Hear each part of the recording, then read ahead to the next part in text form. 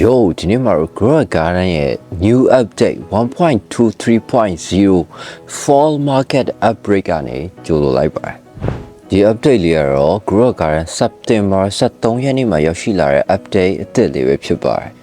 ဒီ video လေးမှာဒီ fall market update မှာပါဝင်လာတဲ့အရာတွေအားလုံးကိုရှင်းပြပေးသွားမှာဖြစ်ပါတယ်။ What's up everyone ကျွန်တော်က Zuko ပဲဖြစ်ပါတယ်။ Okay so ဒီ fall market update အသစ်မှာပါဝင်လာတဲ့အရာတွေပြောပြခင်ပါကျွန်တော်ရဲ့ YouTube channel လေးကို like and subscribe လုပ်ပေးဖို့မမေ့ပါနဲ့။ကဲဒီ new update လေးကတော့အရင်ကရှိခဲ့ဘူးတဲ့ event အနေနဲ့တူတလို့မတူတလို့ပြောလို့ရတဲ့ event လေးတစ်ခုပဲဖြစ်ပါတယ်။ကဲကျွန်တော်ဒီ event ထဲမှာဘာတွေပါဝင်လာလဲ။ဘာအသစ်တွေပါဝင်လာလဲ။ဘာ seeds အသစ်တွေဘာ fruits အသစ်တွေတခြားအရာတွေဘာတွေပါဝင်လာလဲ။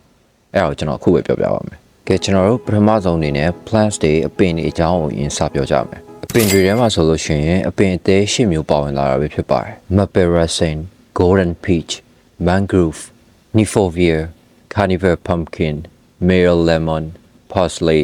Turnip တို့ပဲဖြစ်ပါတယ်။ဒါတွေကတော့ဒီ update မှာပါဝင်လာတဲ့အပင်အသေး၈မျိုးပဲဖြစ်ပါတယ်။ကဲကျွန်တော်တို့အခု pest တွေအကြောင်းပြောကြမယ်။ pest အသစ်ထဲမှာဆိုလို့ရှိရင်ကျွန်တော်ဒီ fall axe ထဲမှာပါလာတဲ့ pet က9ကောင်ရှိပါတယ်။ပါဝင်တဲ့ pest တွေကတော့ Robin, Badger, Grizzly Bear, Burn Owl နဲ့ Swan တွေဖြစ်ပါတယ်။ကဲနောက်ထပ် fall festival pest vendor မှာပါလာတဲ့ pest တွေကတော့ Chipmunk,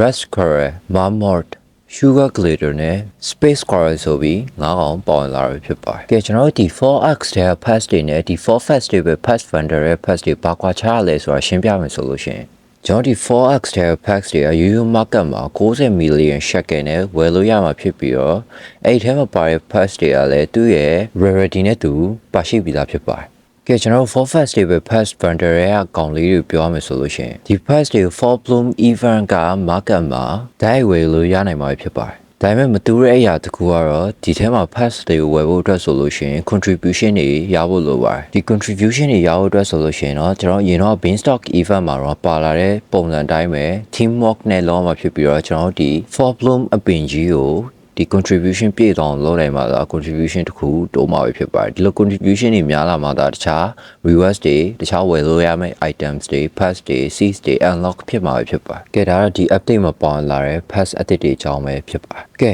ဒါဆိုလို့ရှိရင်ကျွန်တော်ဒီ update ရဲ့ new items တွေအကြောင်းကိုတွားလိုက်ကြအောင်ဒီ update တွေထဲမှာဆိုလို့ရှိရင် new items 12ခုပါဝင်လာတာပဲဖြစ်ပါတယ် fall egg fall crate golden acorn harvest basket bonfire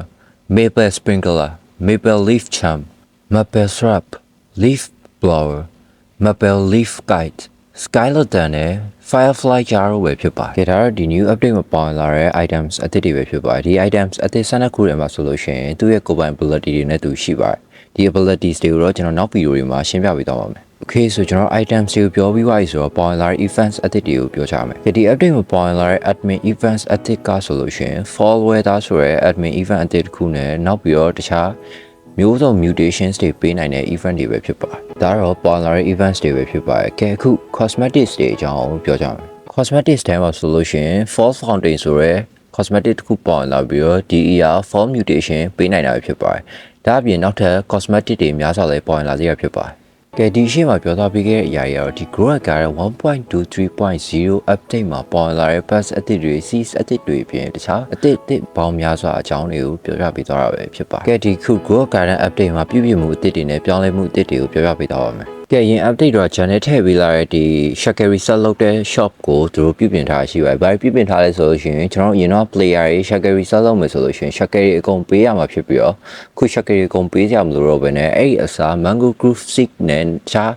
Eternal Frank ဆိုတဲ့ exclusive cosmetic item တခုကိုပေးတော့မှာဖြစ်ပါတယ်။နောက်တစ်ခုကတော့ကျွန်တော်ရင်တော့ inventory ထဲမှာရှိရဲ garden guide ဆိုတဲ့စာအုပ်လေးကိုဖြုတ်ပြီးတော့အဲ့ဒီအစားဒီကျွန်တော် shop ရဲ့အောက်မှာ guide ဆိုတဲ့ icon လေးကိုပြောင်းထည့်ပေးလိုက်တာဖြစ်ပါတယ်။ဒါတော့ player အတွက်ပိုပြီးလွယ်ကူသွားစေတယ်လို့ပြောလို့ရပါတယ်။ကဲနောက်တစ်ခုကတော့ကျွန်တော်ရင်တော့ဒီ garden guide achievement တွေကနေ mission တွေလုံးဝရရဲ cooking kit ဆိုတဲ့ဟင်းချက်လို့ရတဲ့အိုးလေးကိုအခုကျွန်တော် mission တွေလုပ်ဆရာမလို့တော့ဘဲနဲ့ cosmetic shop ကနေကျွန်တော်ဒီတိုင်းတောင်းဝယ်လို့ရရွယ်ဖြစ်ပါတယ်။ကဲနောက်တစ်ခုကတော့ player အတွက်တော်တော်ထောက်ကူဖြစ်တဲ့ပြောင်းလဲမှုလို့ပြောမယ်။ဘာလို့လဲဆိုတော့ကျွန်တော် crafting လုပ်တဲ့နေရာတိုင်းမှာကျွန်တော် item တွေတစ်ခုစီပေးဆရာမလို့တော့ဘဲနဲ့ကျွန်တော်ရဲ့ inventory တွေက craft လို့ရတဲ့ item တွေကို auto ယူလို့ရမှာဖြစ်ပါတယ်။အဲ့တော့ကျွန်တော်တခါရင်ကလို့ကျွန်တော် craft ကမဲ့ items တွေလိုက်ရှာမနေကြအောင်လို့တော့ပဲနဲ့တခါနဲ့ရိုက်လို့ရရွဖြစ်ပါကဲဒါကတော့ဒီ grow garden update မှာပြောင်းလဲသွားတဲ့အရာတွေနဲ့ပြုပြင်ထားတဲ့အရာတွေရဲ့အကြောင်းအရာတွေပဲဖြစ်ပါတယ်ကဲကျွန်တော်ရဲ့ video အဆုံးထိကြည့်ပြီးတဲ့ brother တွေအတွက် ဒီ Grow Current update မှာပေါ်လာတဲ့ code အသစ်လေးကတော့ဒီ code လေးပဲဖြစ်ပါတယ်ဒီ code လေးမှာဘာရမလဲဆိုတော့ brother ကို grind ထည့်ပြီးတော့စမ်းကြည့်ကြဖို့ကြံပေးပါကဲကျွန်တော်ရဲ့ နောက် video မှာဒီ fall market event ရဲ့ seize အကြောင်းရဲ့ past အသစ်တွေရဲ့အကြောင်းကိုသေးစိတ်ရှင်းပြပေးတော့မှာဖြစ်လို့ကျွန်တော်ရဲ့ channel လေးကို subscribe လုပ်ပေးဖို့မမေ့ပါနဲ့ဒါပြင်ကျွန်တော် Telegram group လေးနဲ့ Telegram channel လေးကို join ထားဖို့မိပါတယ်ကျွန်တော်ဒီ Telegram group ထဲမှာဆိုရင်ကျွန်တော်တို့ Sky ပြောလို့ရရင်ပြင်ဂိမ်းတွေတူတူဆော့လို့ရအောင်ဖြစ်ပါတယ်ဒါပြင်ကျွန်တော်ဒီ Telegram channel ထဲမှာဆိုလို့ရှိရင် pass တွေကို giveaway ပေးအောင်ပဲပြင်ဈေးတက်နံနဲ့လည်းရောင်းချပေးတော့မှာဖြစ်လို့ခုပဲလာခဲ့လိုက်ဖို့ဖိတ်ခေါ်ပါတယ် See you in the next video guys